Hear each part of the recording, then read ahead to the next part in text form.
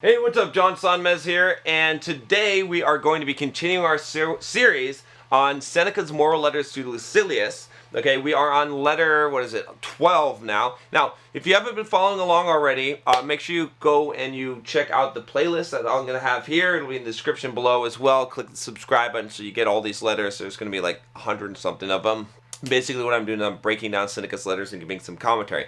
Now before I jump into this one, I do want to give you guys, I've been doing these letters, and I want to tell you that some of the letters are going to be not as strong, okay, but I want you to stick with it because there's a lot of good wisdom here, and some of my commentary is not going to be that great. Sometimes I have a pearl of wisdom, sometimes I don't, but I don't let that shit stop me from going forward. So you might have said, "No, John, the last few letters, I don't know, they sounded dumb, and I don't know if your interpretation was great." Cool, that's fine, it's cool, but I'm just telling you this so that you know, so that you stick with this, because one of the things that I think is really important principle to have in life is to stick with things. Otherwise, I wouldn't even do this at all. I wouldn't make any YouTube videos. I think Seneca probably wouldn't have written any letters had he said, no, they've all got to be fucking stellar. All right, so with that said, we're going into number 12 on old age, it's called. And verse 1 says, "Wherever I turn, I see evidences of my advancing years. I visited lately my country place and protested against the money which was spent on the tumble-down building. My bailiff maintained that the flaws were not due to his own carelessness. He was doing everything possible, but the house was old. And this was the house which grew under my own hands. What has the future in store for me if stones of my own age are already crumbling?" So he went back home, right? He's visiting from somewhere. He went back home. He went back to the caretaker that was entrusted to take care of his house. And he's like, what the fuck, dude? Like, well, you spent this money and the thing's falling apart. And the guy's like, wait a minute, hold on. Look, it's not my fault. The house is old, right? And so Seneca's saying here, gosh, if the stones of my own age are already crumbling, what is the future that's in store for me? Okay, so he's getting old, all right? So number 2, I was angry and I embraced the first opportunity to vent my spleen in the bailiff's presence. "It is clear," I cried, "that these plane trees are neglected, that they have no leaves. Their branches are so gnarled and shriveled. The boles are so rough and unkempt. This would not happen if someone loosened the earth at their feet and watered them." The bailiff swore by my protecting deity that he was doing everything possible and never relaxed his efforts, but those trees were old. Between you and me, I had planted those trees myself. I had seen them in their first leaf. The shocking reality of getting old. And I'll tell you guys, as someone who's getting old here, a lot of you guys are young, it's a hard reality to accept to some degree, right? I mean, to be honest with you, I feel younger than I did when I was 25, just because I'm more physically active, I'm more fucking on top of things, I live my life in a more vicarious, more energetic way, let's say that, okay? But there's still some truth to it when you look back and like, man, how the fuck did this happen? Where did all these years go? Number 3, then I turned to the door and asked, "Who is that broken down dotard? You have done well to place him at the entrance, for he is outward bound. Where did you get him? What pleasure did it give you to take up for burial some other man's dead?" Okay, so saying, who's that fucking old guy that's standing at the door? But the slave said, "Don't you know me, sir? I am Felicio. You used to bring me little images. My father was Philocetus, the steward, and I am your pet slave." "The man is clean crazy," I remarked. "He has my pet slave become a little boy again, but it's quite possible his teeth are just dropping out. When he lived there, he had this, quote, pet slave, you know, that was his kind of favorite, right?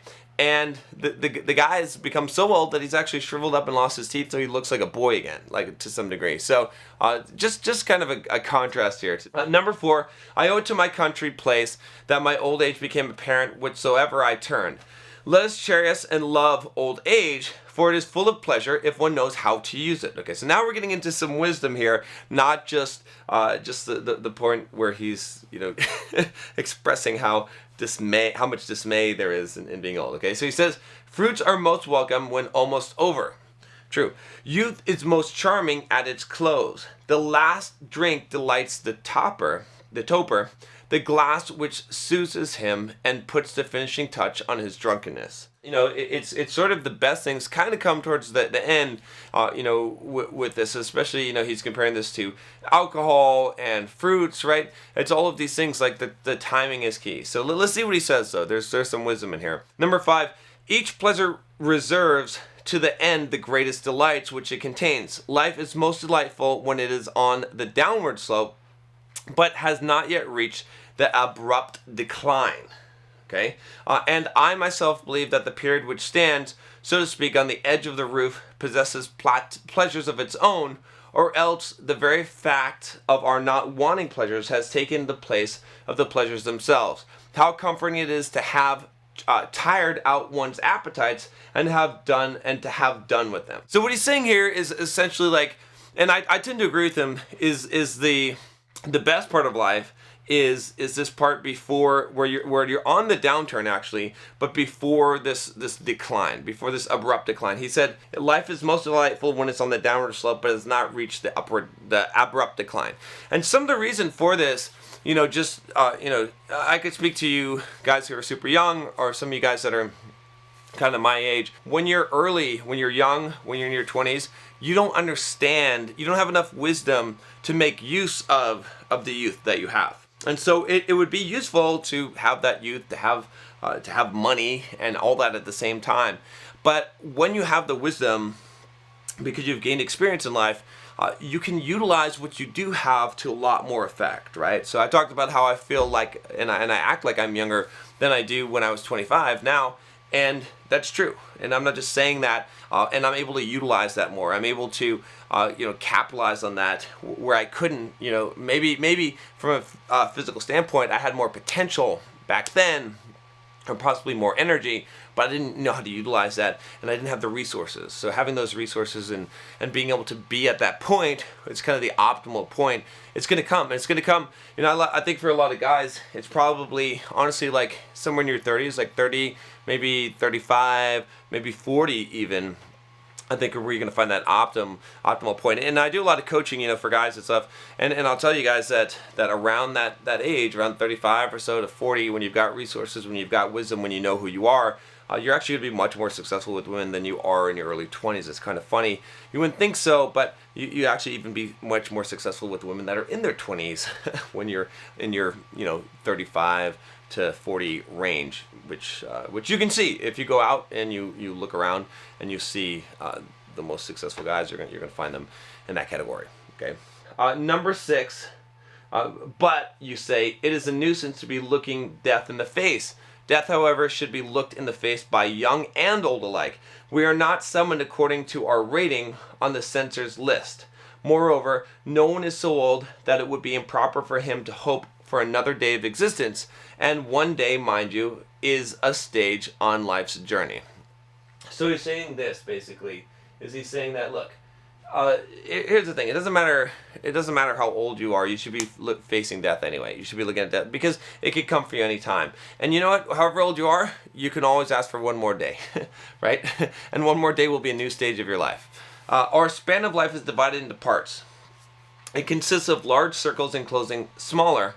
One circle embraces and bounds the rest. It reaches from birth to the last day of existence. Okay. The next circle limits the period of our young manhood. Okay. The third confines all childhood in its circumference. Again, there is in a class by itself the year. It contains within itself all the divisions of time by the multiplication of which we get the total of life.